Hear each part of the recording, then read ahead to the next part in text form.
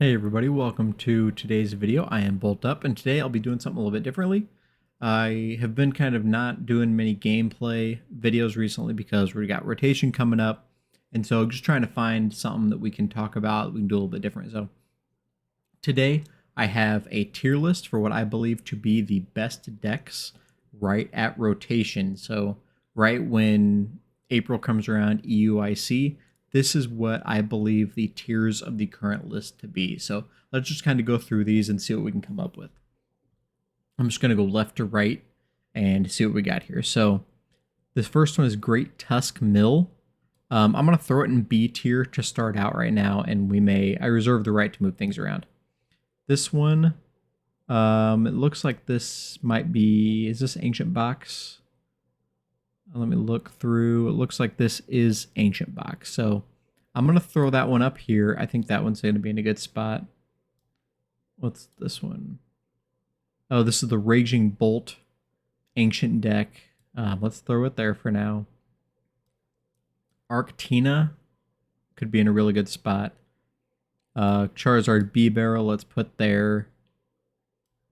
Chien Pao in the S tier. Roaring Moon is dead. Ooh, Arc Vulpix. Arc Vulpix could be really, really good. Let's put it there. I might move it around a little bit. What is this? Arceus. Is that Charcadet? Is that what that is? Arceus. Is that Arceus Armarouge? I don't know. Let's drop that down there. Gosh, I don't know what half of these are. Pidgeot.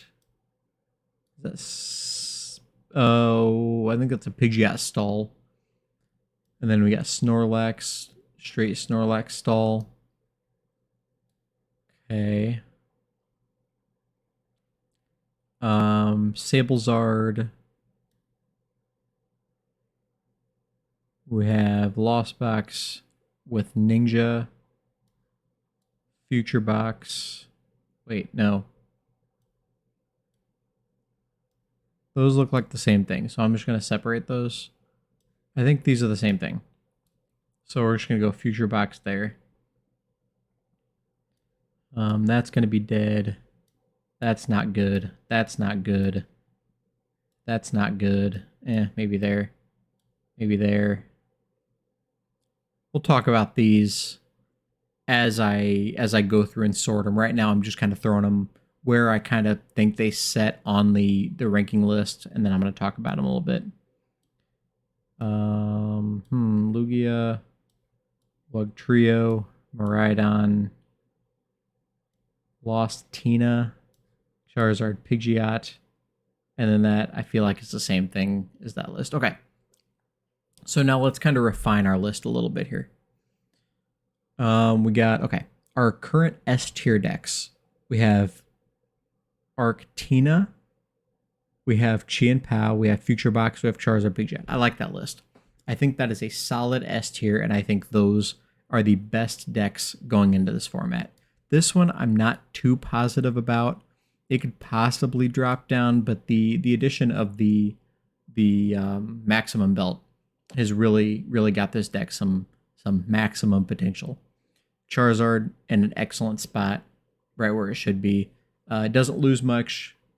It gains the ace spec is what makes this deck really good. Having that maximum belt or the prime catcher could be really good for Charizard. Future Box is a deck that I have really high hopes for. I think it counters a lot of these top decks up here and puts it in a really good spot. And Chien Pao is maybe I need to move that one down. I love Chien Pao. Absolutely love the deck. I think it gained significantly more than it lost post-rotation. No, it's going to go back up there. It just got so much better. It's already a really good deck, and with the addition of Prime Catcher, it absolutely incredible. Buddy Poffin is a better improvement over VIP Pass generally because you don't want to get the hands out and usually don't want the Chien Pao out early. So outside of the Radiant Greninja, you can get what you need with the Buddy Poffin. So Qian Pao is sitting pretty right there. Let's look at the A tier list right now. We have Ancient Box.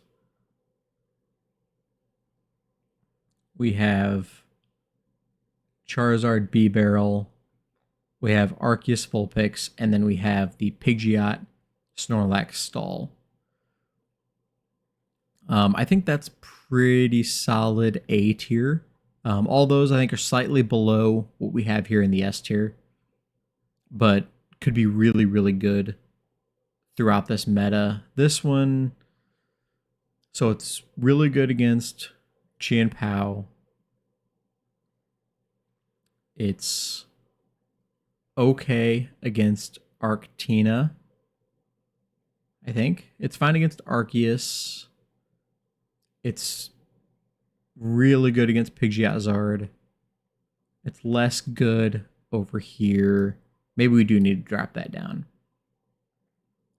As good as it possibly could be, I think it just has enough bad matchups to where I don't know. I can't really rationalize putting that in the A tier.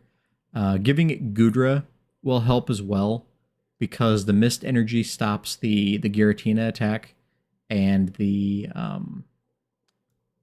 guess the Giratina from Lost Tina. It does not stop the Giratina from Arctina, so never mind. And then Roaring Moon EX, it kind of sees play here in the Ancient Box deck, but it won't see much play beyond that. So we're gonna drop that down into probably B tier for now. I might even drop it down further. Let's see. And then what do we have left? We have the Ancient Box. A lot of damage that this can do late game. It can get set up early game. A lot of things this deck can do. I like it in the A tier. It's pretty consistent. Single prize deck for the most part. Then it has the Roaring Moon EX that can really hit hard when it needs to. So let's go ahead and put that there.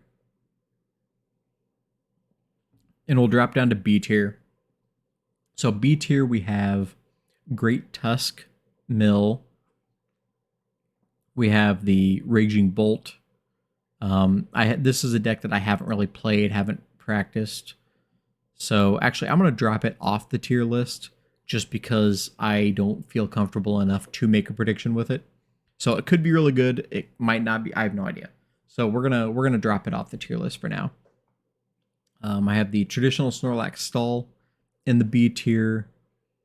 Golden Go Palkia is in the B tier.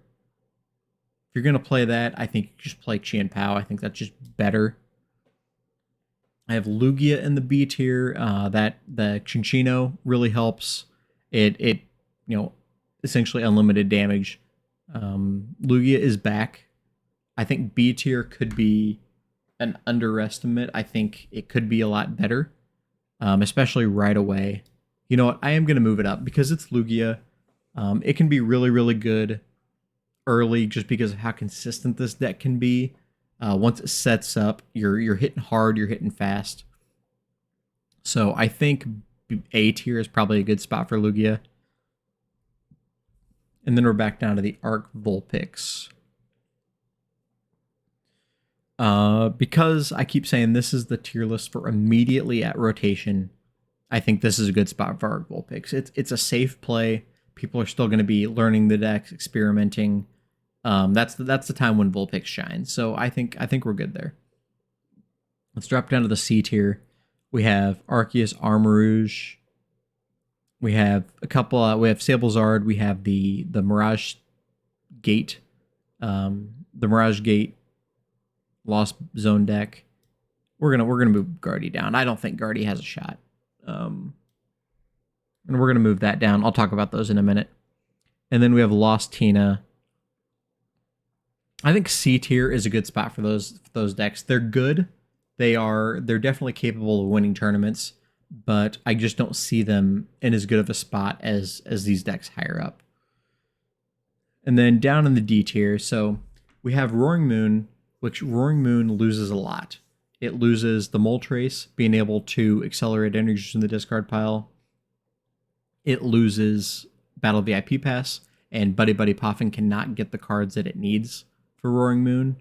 So we are going to have that dropped in the D tier. Entei Valiant. Same thing with the VIP passes. It doesn't get what you need. The Buddy Buddy Poffin doesn't get what you need. I think Entei Valiant had its time to shine, and I don't think its time is now. Meowscarada hasn't been a deck yet. I don't think it's going to be. Torterra, same thing. It's a rogue deck. It's not ready to compete yet. Wug Trio is Wug Trio. It's fun. It's a blast, and it's D tier. Miraidon losing the... well, okay. Nope. You know what? Miraidon's got to go up. I'm talking myself into that one. It lost to Flaffy, but it's still just kind of early consistency, can get set up, can do some damage. It doesn't have the peony either, so it can't set up that way, but it does have the electric generator still. It can really get set up. I'm going to go ahead and put it in C tier just because it can get set up when other decks can't, and it can punish you for having a slow start. So we're going to go ahead and put that in the C tier. And then back down to the D tier, we have Gardevoir. As much as I like Gardevoir and I think it's going to be fun, I don't think Drifloon and Screamtail are good enough attackers to really get going with Gardevoir. So until another deck is put together, Gardevoir is going to sit there in the D tier. And then we have the Matang Dialga V-Star. This is a deck that I personally have high hopes for. I will be playing this. I will be practicing with it. I'll be testing it, but at least right off the bat, it's going to sit here in D tier. It would not shock me if someone came up with something that can really surprise the format at EUIC, but just kind of based on what I've seen from results, my own play so far, we're going to put it in D tier, but it definitely could rise. And I'm going to go ahead and say this about everything. This is my own observations, just what I've seen with City Leagues, and very, very limited playing on my part. So this could be completely wrong. I could be way off, but this is where I am just kind of at first glance. So that being said, I am super excited for this new format. I'm really excited to get playing these decks on live, playing them in Cups challenges, and the Indie Regional coming up. So I am super excited. This is going to be a super awesome format, but this is where I see the lists at the start of the format going into EUIC. Let me know in the comments what you think. Do you agree, disagree? What do you think the best decks are, and what deck do you think is going to win EUIC? So be sure to leave that in the comments.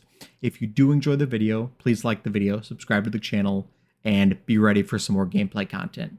So until next time, I'll see you then.